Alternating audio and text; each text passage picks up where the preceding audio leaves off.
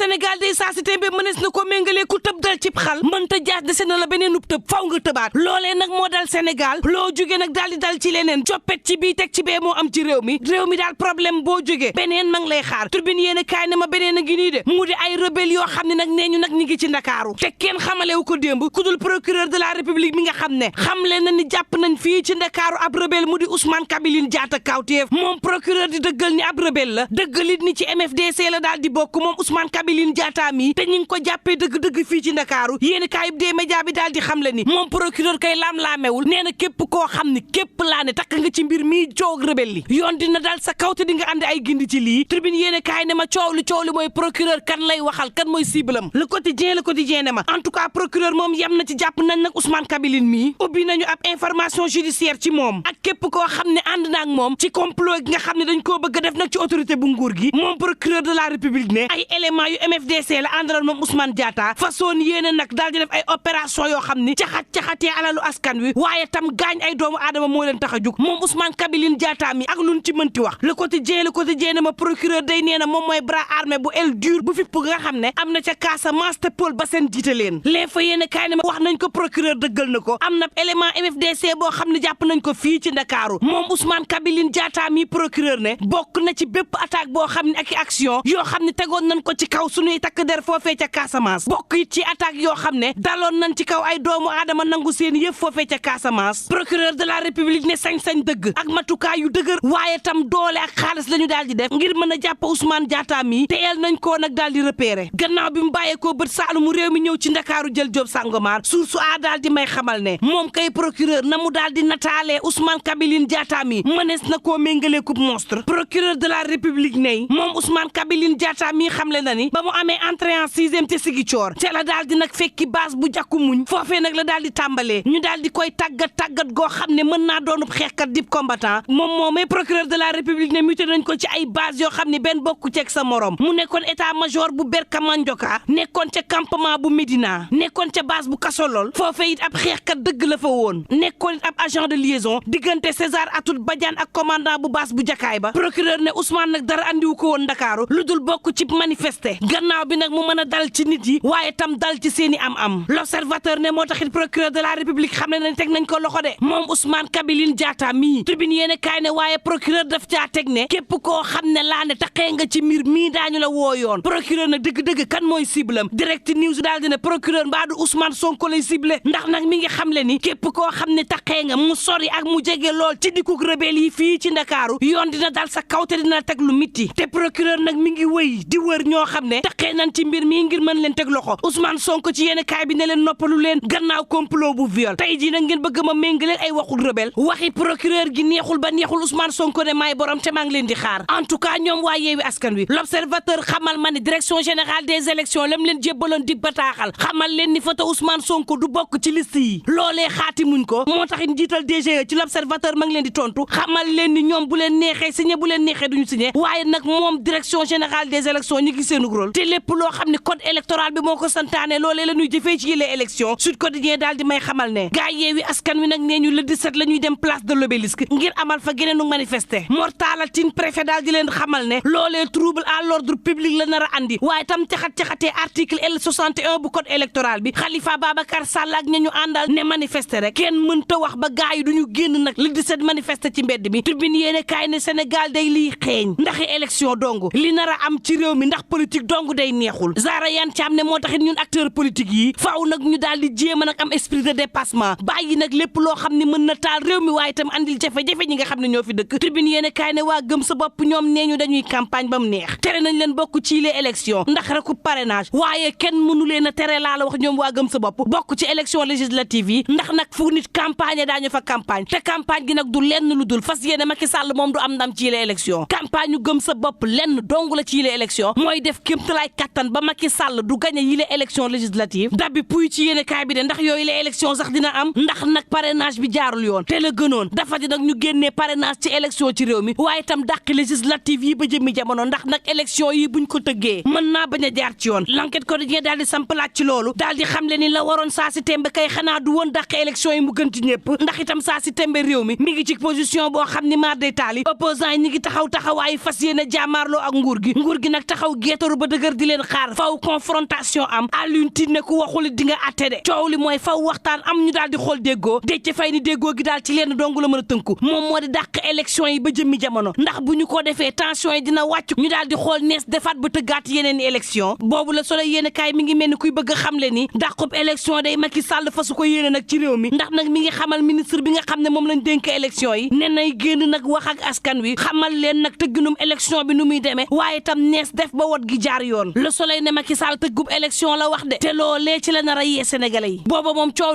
li mi ngi ci biiru gaay yi xiif daal tongal na askanuk réewum Sénégal ak njëg yoo xam ne cher na ba jéggi dayo yéeni kaay Futurs Médias bi ne boobu day Macky Sall mi ngi xool nees def ba tàqali askan wi ak njëg yu cher jamono ji am nay projet yu bëri yoo xam ne président de la république teg na leen ci côté ngir mën a wallu sénégalais yi te nag am na rapport boo xam ne xamal na président de la république ne ko dëkk bi metti na ba jéggi dayo l'info ne metti gi ñay liggéey ci justice day fas nañu yéene dem ci grève Sud Quotidien ne ma boobu ca diwaanu Njaareem ñaari junni téeméer ak ñaar fukk ci ndongo duñu def entrée en sixième ak BFEM ndax amuñu extrait de naissance banlieue bu Ndakaaru nag njaxle tongal leen ndax nag taw yi njëkk wàcc na gaa yi nag ñi ngi njortu nay boo moytul mbënd day dina tàmbalee di ci réew mi ak lu mën a am nañu yendoog jàmm mbokk yi